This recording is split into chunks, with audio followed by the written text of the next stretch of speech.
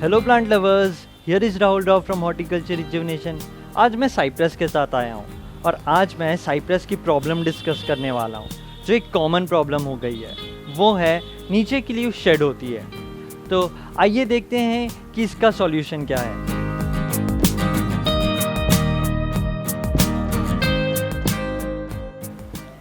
नीचे की leave shade हो रही है तो क्या रीज़न हो सकता है कि नीचे की लीव शेड होती है?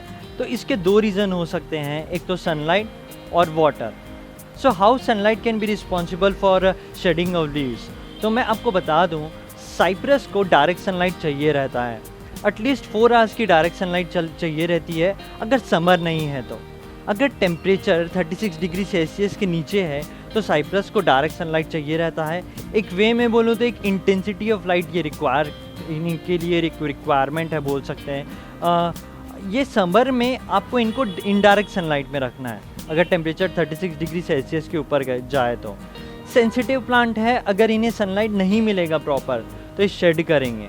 तो मैं अपना एक एक्सपीरियंस बता दूँ इसी साल का। ये 3.5-4 साल पुराना प्लांट है। इसका प्लांट केयर वीडियो है, आप देख सकते हैं। और एक वीडियो मैंने कुछ टाइम पहले बनाया था, माई प्लांट कलेक्शन। उसमें ये प्लांट मैंने दिखाया था, कुछ महीने पहले की वीडियो है वो। तो उसमें ये प्लांट बहुत सही था। इस प्लांट की शेडिंग हुई है जून में और उसका कारण ये है, जून में रेनफॉल हुआ है। स्टार्टिंग ऑफ जून से रेनफॉल हुआ है, जनरली होता नहीं है। प्लांट था ग्रीन नेट के नीचे, एज़ पर समर चल रहा था तो परसिस्ट किया रेनफॉल अच्छा खासा, 10-15 दिन एटलीस्ट परसिस्ट किया। और उसके बाद फिर रेनफॉल रुक गया।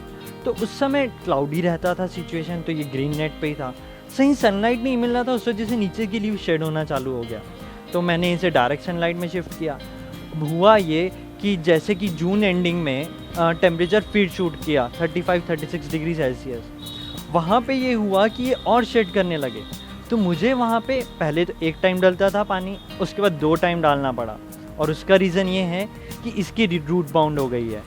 और एज़ पर आप मेरे पहले के प्लांट केयर वीडियो देखे होंगे साइप्रस को, तो मैंने बताया है कि इसे मॉइस्ट सॉइल चाहिए रहता है। ये ज़्यादा ड्राई इन्हें नहीं छोड़ना है। और एज़ पर ये रूट बाउंड हो गया है, 3.5-4 साल पुराना प्लांट है। और मेरे ख्याल से लास्ट ईयर ही इसकी रिपोर्टिंग हुई थी। तो इस साल फिर से रूट बाउंड हो गया है। 12-14 इंच का पॉट है। अब मुझे ऐसा लग रहा है कि इसे बड़े पॉट में शिफ्ट करना पड़ेगा। अभी तक तो सही चल गया, 3.5-4 साल चल गया, पर अब इसे बड़े पॉट में शिफ्ट करना पड़ेगा। प्लांट बढ़ गया है तो इसका रूट भी एक्सपेंड हो रहा है उसी पेस से।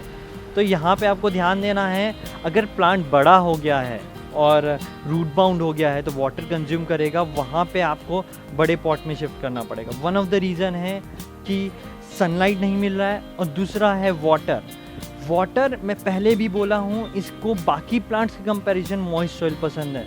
अब कई प्लांट्स में ½ इंच चेक करके डालते होंगे पानी, इसमें जैसे ऊपर का सॉइल ड्राई हो रहा है आपको पानी डाल देना है।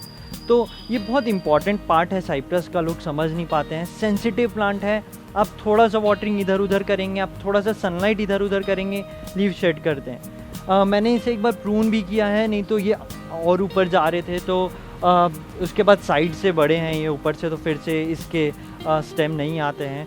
तो उसके बाद आप देख रहे हैं कितना बढ़ गया है, ट्रांसपिरेशन होता है, वाटर कंज्यूम करता है। टेम्परेचर अभी चल रहा है मैक्स 30 जा रहा है, इवन मानसून एंटर कर गया है। थोड़ा सा 2-3 दिन पानी नहीं गिरता है तो टेम्परेचर अच्छा छूट जाता है। तो मैं अभी करीब 2 टाइम कई बार पानी डाल रहा हूँ इसे, क्योंकि ह्यूमिडिटी कई बार लैग कर जाता है, टेम्परेचर बढ़ जाता है, सनलाइट में रहता है, रूट बाउंड हो गया है।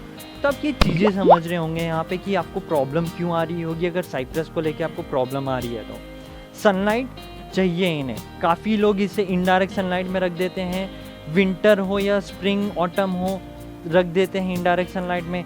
नीचे सनलाइट नहीं पड़ेगा तो लीव शेड करेगी। इन्हें सनलाइट चाहिए रहता है, एक प्रोपोर्शनेट वे में चाहिए रहता है। इसलिए मैं बोलता हूँ कि साइप्रस को अच्छे सनलाइट में रखिए, डायरेक्ट सनलाइट मिले। इनडायरेक्ट सनलाइट देना है समर्स में, क्योंकि इसे एक इंटेंसिटी की सनलाइट चाहिए रहती है, ये समझना ज़रूरी है।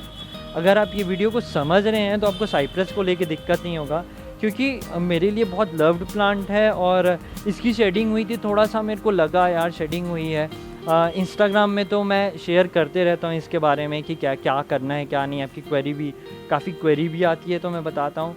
पर यहाँ पे ऐसा लगा शायद एक और वीडियो की ज़रूरत थी जहाँ पे ये बताया जाए कि इन्हें मॉइस्ट सॉइल पसंद है, इन्हें सनलाइट की ज़रूरत है, और समर में इनडायरेक्ट सनलाइट में रखना है। अगर आप समर में डायरेक्ट सनलाइट में रखेंगे तो प्लांट स्ट्रेस हो जाएगा अगर पॉट में है तो होपफुली आप ये चीज़ समझे होंगे और साइप्रस को लेके दिक्कत नहीं की होंगी। अगर आपको कुछ कहना है तो आप कमेंट में कह सकते हैं, और प्लांट की केयर करिए सही से। Keep watching and keep gardening.